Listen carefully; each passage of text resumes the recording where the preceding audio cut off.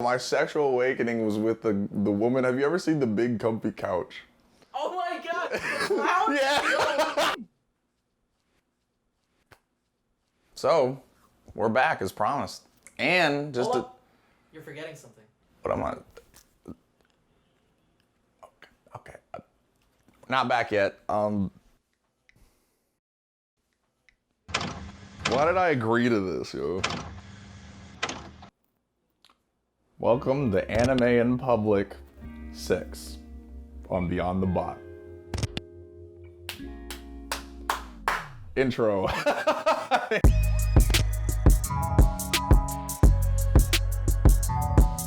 I'm bad because I'm like, the whole channel shut down and then I had an out. Enough clowning around, okay? I've got real big shoes to fill with this new one. Get it? Because clown shoes. I guess we'll start where I left off, not as a clown in that one, with panty and stocking with garter belt, which garter belt I had to Google, by the way. And may I just say, black priest with a fro is not the first thing I think of when I think of a garter belt. I get an image of a garter belt on the, yeah, that. Who's the clown now? Writers of panty and stocking with garter belt. Oddly enough, it's a pretty good metaphor for how this show works. With such a stylized look and cartoonish style, reminiscent of my times watching Teen Titans, lusting over Raven. I was 12. Okay, relax, I was 12. She was like 16. I doubt that's fine, okay? I am a clown. Every time I defend myself in this video, it's going to look so much worse.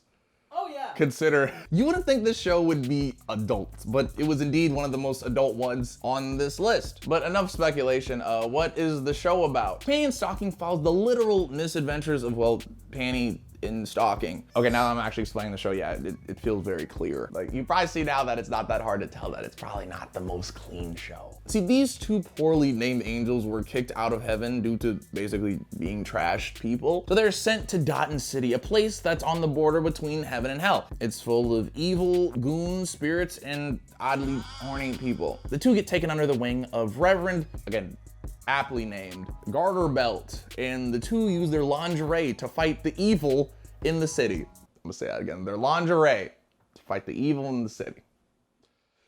It's good to be back. Do I look like a joke to you? They do this to earn heaven coins so they can literally buy their way back to heaven, which I feel like if you actually need to buy your way into heaven, probably not the best place. I didn't think that's how heaven worked. And the show's more on the odd side and doesn't take much to realize that, as most angels do, they have vices. Specifically, Stocking's addiction to sweets and Panty's addiction to dick, schlong, glizzy, if you will. We can say these things now. She's a glizzy gobbler, yo. To each their own. Oh my god. See, there's multiple scenes of canonical sex in the show, which is more than most anime can say. So we're already on the tippy top of the weird sphere. Like usually with your ecchi shows, they're about to do the nasty and then someone walks in, but no walking in this time. It's just the nasty, just a lot of the nasty. So yeah, this one definitely deserves to be on the list. Although Yosuga no Sora had them doing it Ah. and then someone walking. Oh yeah, there's always that. That happens too. Okay. But despite all that, with the show's super stylized nature and genuinely hilarious moments and amazing animation, it makes for an incredibly good anime. They have like a super real moment. The whole animation style changed to this really kind of grimy look. Wow, it kind of hit me here in my soul. I was like, oh wait, this is good. Which is saying a lot considering all the anime we've spoken about here. Well, there, and now here. It is genuinely great moments and is a really good watch. Consider watching Panty Stocking with Garter Belt. Not in public. Next section. Yes, Rent a Girlfriend, where he beats all. Every episode. He's like, oh, He beats off every episode? He's always throwing away a napkin, dude. Oh, this one's really good too. Like, actually this time.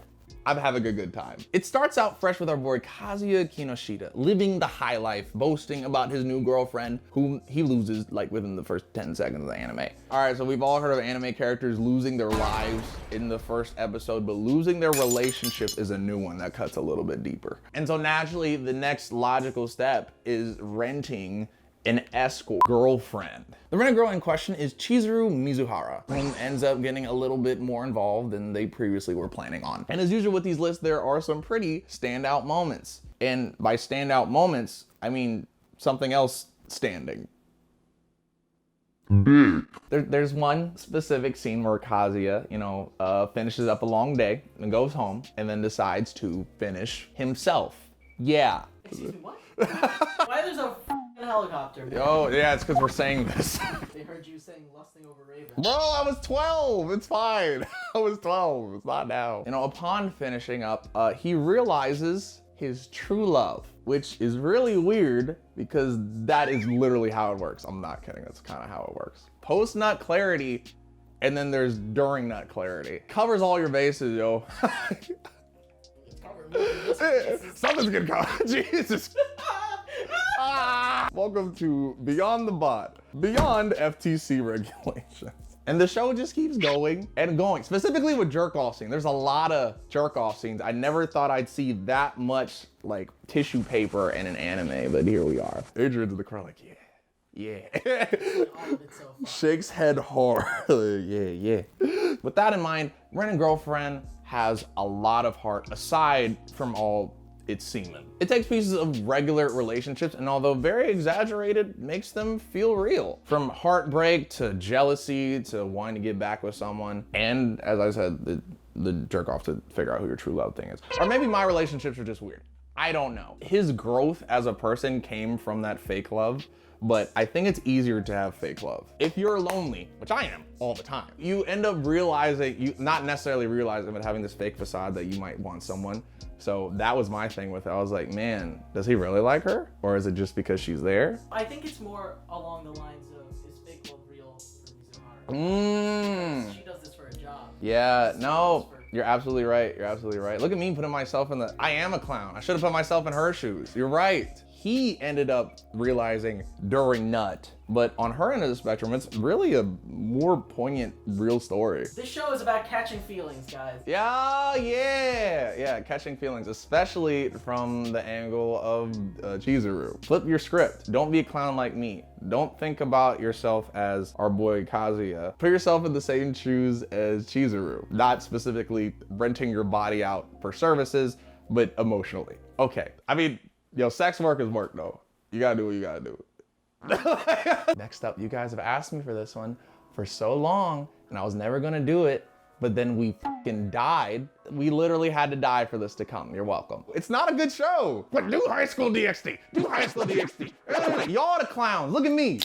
It's you. I will be in the comments of this video. I will fight everyone. So we're going to slowly devolve into not good content from here. High School DxD. We're really running with that anime title trope here. If you can't tell why, you probably aren't allowed to be watching this video. It's the 2 Ds in the name. There's 2 Ds in the name like boobs. At a recent all-girls school that has been turned co-ed. Do you not see already how this is going in the bad way? No, okay, whatever. Our protagonist, Issei Hyodo, joins the academy and oddly enough is on a date within the first episode who ends up asking him to die for her. And just like the simp he is, he does. But oh hey, it turns out that girl was a fallen angel. But it's all cool because he gets resurrected by Rias Gremory, naked in his room. Look at my face. Yeah, I know I'm still waiting on the good part, and this wasn't what I meant by good. But it's whatever, because our boy Issei has now been reincarnated as a devil. Maybe it's that every scene feels like a porno. I don't know. Or maybe it's that the main character is literally described as lecherous in the wiki, which for those of you fortunate enough to not know what that means. Having or showing excessive or offensive sexual desire. What's his name? I don't even care what his name is. It's 2020, weird protagonist from High School DxD. Homeboy is a walking criminal case. This checks off every tick for the Hentai Haven selection screen with this show, just with this show. We've got boob touching, butt touch, doms, bottoms. I'm pretty sure there are canonical orgasms. I could just do audible screams. I don't, y'all pick this. Why? And even worse, Horty multipliers. Horny multiplier. Yes, you heard me right. Our boy gets stronger with the power of boobs. There's one scene where protagonist name who I don't care about is in a fight and he's losing. He needs power. And then Rias, you know, the girl I talked about from the beginning, comes back. And in order to get power, he asks to touch her boobs. Or see them. I don't know. Watching that scene was a fever dream. And through that, gain the power to level up and beat. I wish I could beat the writers. No, you don't.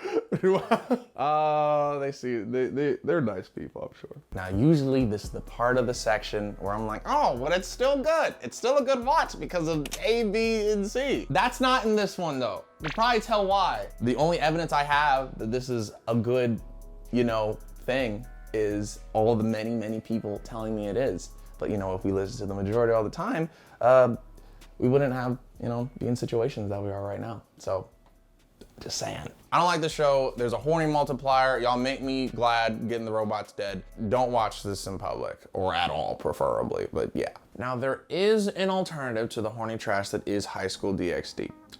And it is also horny trash. Hear me out here, No Game, No Life. It's a good show. I genuinely really like No Game, No Life. I bought the light novel. I'm not saying it's bad. I'm just saying it's incest. Okay, wait, whoa.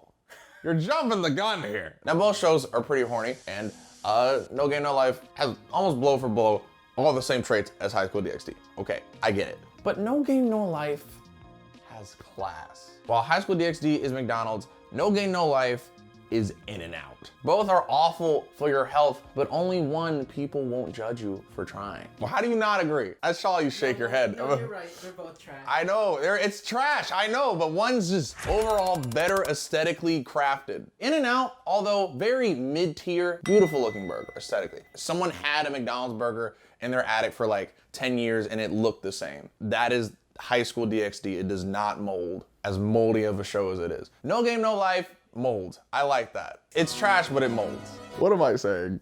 I have no.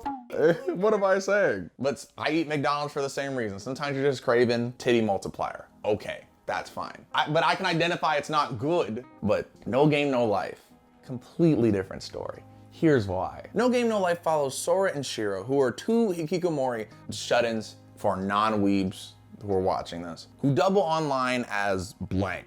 And not like the word blank, like blank, like NA, nothing entered, there's nothing, like no name, null, maybe, I don't know, blank. And the two are so good at games that they, you know, naturally get transferred to a new world by a god who wants them to conquer it and bring everyone together through games, which is their main way of settling disputes. Now, you can't tell me that large-scale continental disputes are worse than titty multiplier. Fight me on this. There is genuine, true moments in character development, especially during one of the first arcs where they play chess. One of the wildest chess games I've ever seen, with some really intense mind games, almost like Death Note, where you have to play 3 steps ahead to make it. And I love that. I love complicated stuff. Like during the last episodes, they're literally in a video game playing, God, what's that? Have you heard of the game where they're like, you're running around with a gun, shooting people because to stop them from falling in love with you? Do you know what that game is? Oh, Galgun. They're literally playing Galgun, and it's hilarious, and it's great, and they play like 6 steps ahead. I love that. I love shows that are smarter than me. No Game, No Life is smarter than me, which isn't saying a lot, but it's smarter, and I love that. It's Civilization Revolution, the game, but with one added caveat. There's a bit of a relationship between the two main characters. So you see, Sora and Shiro are brother and sister, and are, for lack of a better term, in love with each other. Okay, hold on. I have made my standing clear on incest in this series. Not my thing. Obviously, writers who don't have a sister, what is wrong with you? Okay, but the show is so good and entertaining that I'm willing to look past the weird incest thing, which I think says a lot considering my standing, so really, it's worth a watch. It just happens to have the occasional etchy moment. Don't watch in public, don't watch with your sister either, but it's a good show. Okay, before I get to the core level trash, I had to speak about the show that is the epitome of good anime that you can't watch in public. It's Mother Space Dandy, a Watanabe anime. on this list. Oh my God. Now on first look, Space Dandy looks super anime run-of-the-mill, aside from the amazing animation. It's basically a space opera following Dandy, an alien bounty hunter who basically collects different kinds of aliens and turns them into the government for money. Well, that sounds a little, I promise it's good. That is not the unethical part of the show. That's actually fine here, not in normal context. Space Dandy is more of a loose canon anthology following a crew that has some great concepts and actual character moments. The score, the art direction, and has this amazing flow to it. I genuinely remember low-key breaking down when the robot member of the group had a crush on another robot and sacrificed everything, and then it turned out I loved someone else. Okay, maybe it was just because it was during quarantine, but man, that show got me right here. Right here. I'm like, big old clown heart. I jest you not. There are episodes with time loops. There are episodes where we rescue aliens and teach them about life, and even more learning about ourselves. It just has this magic to it that I'd say anyone interested in a space quest that's fun and occasionally truly impactful, please check out. But despite the show's incredible direction, it has just a little, some things that, make it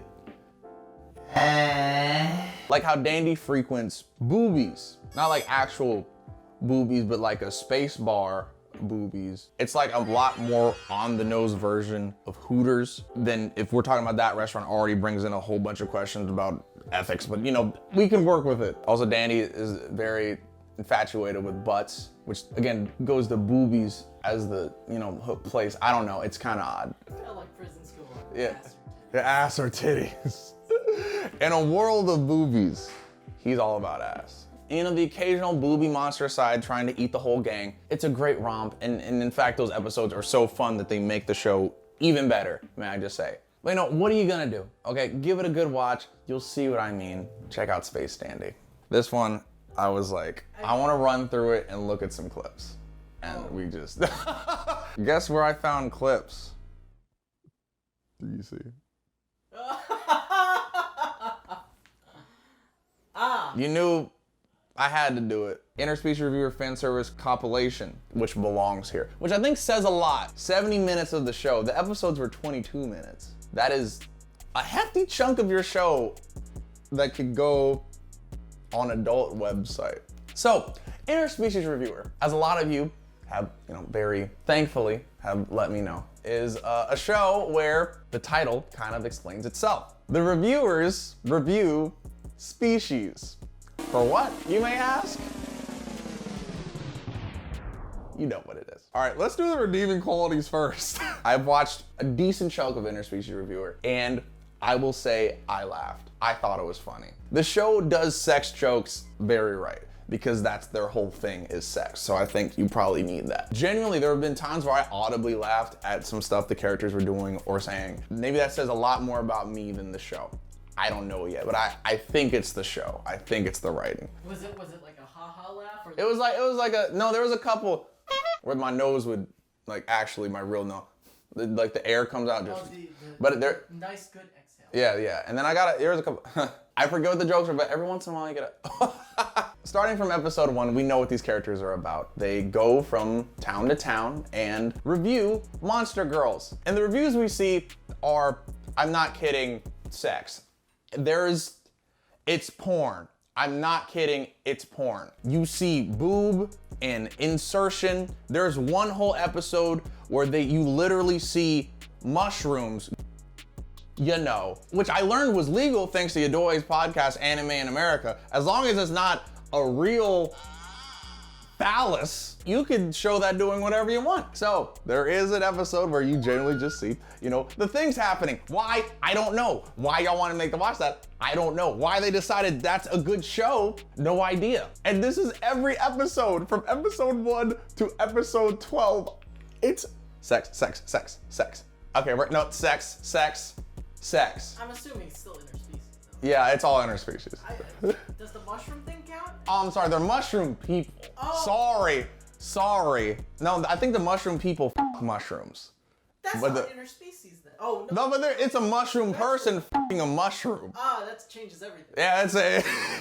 This part is definitely going on Pornhub. We will have like an episode called Clown Explains Interspecies. Clown explains interspecies. I'm watching the Pornhub version, by the way. Have fun getting that clip, Jacob. We're starting out with the cow episode. The characters went out, looking for demons in good favor. They were trying to get the demons a better ranking in political status, which is not a plot thread you'd think you'd see in this show. And the way to do that apparently is rating the demon girls, sex workers high. Don't know how that works politically, but okay. And upon going there, they changed their mind and just went with the cowgirls. Why, do you ask? What do cowgirls have over demons? Well, the udders. Yeah, the udders. There's just there's some udders there. Adrian, why don't you watch this with me? Why do you? Is that a? Oh no, this is just the intro. Oh, this is the OP. During episode 1, they fairies. As in like they're this tall and have sex with them. How that works, don't know. Crazy.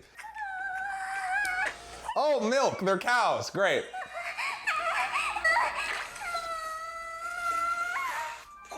This is a real show. This aired on a network. This aired on a network. There's milk coming out. Look at this, Adrian. I'm listening to this soundtrack. And You're listening to the soundtrack? Sorry. They do this with everyone. There's an episode where they have sex swaps, where they turn to girls, and some people get smashed, which is cool. The episode where they fire, don't know how that worked, but okay. They had sex with lava. Oh yeah, can't forget the episode where they smash cyclopses. Wait. I gotta see this. All right, turn that phone. Let me see. Wait. Oddly cute. Yo, people complain that Clannad's eyes were big. People say anime has half face eyes. That is literally half the face eyes. And they literally want to put their dick in it. So yeah. The eye? No. So there was eye play. There was definitely. They're like, yo, you want to put your dick on my eye? Pretty much. And I was like, What the? I'm a clown. Oh yeah, that's cum. Okay. The Harpy episode where they birds. They had sex with birds. Oh, they ended up smashing the succubus demon girls. They smashed dead girls. That's a crime. They smashed slime. They smashed fake dream girls. I can just go scrub through. Pornhub's oddly convenient for work. It's just porn. I'm not kidding. It's not a joke. I'm not joking. Look, the nose is off. That's just porn, guys. And with that note, thank you for watching Beyond the Bot. We don't even have a proper tagline. Yeah, that's how, but even if we did, I'm too sad to say it. Made in New York because I'm a clown, but I'm really, I can't. We're done. Yo, all jokes aside, thank you guys for watching this episode. As you can tell, Beyond the Bot is back, and we just wanted to, bring something we promised you guys with Getting the Robot here to this new channel. Sorry about the sound, because we're, trying to get everything together. There's still some production growing pains, but we gotta thank all our patrons for helping make this possible. You guys are amazing. You are our backbone, and we really appreciate you guys. There's still some things we're trying to figure out. Again, the noise, but things are slowly gonna get bigger and better, so we hope you guys stick with us through the journey. And let us know if you want more anime you can't watch in public. Watch out, we've got a lot more videos and even more cooler projects beyond YouTube coming. So by all means, thank you guys for sticking with us. Thank you for watching Beyond the Bot. I'm a clown. Yeah. One more thing, I gotta give a huge shout out to our big boy patrons who get these verbal shout outs. Thank you so much for helping us, specifically to Faber, Sugar Joe, Andrew M, Angel Soto, Critical 225, Astrolad, Fallon Glenn, Kyle Balwick, I hope I got that correct, Eric Tortora Pato, Nayeli, and Nicole M. Thank you guys so much. We really appreciate it. Hey, get out of my shot. It's my turn next. Look at the set. Yours isn't coming for like a month and a half. It's fine. Anyways, we'll see you guys next time.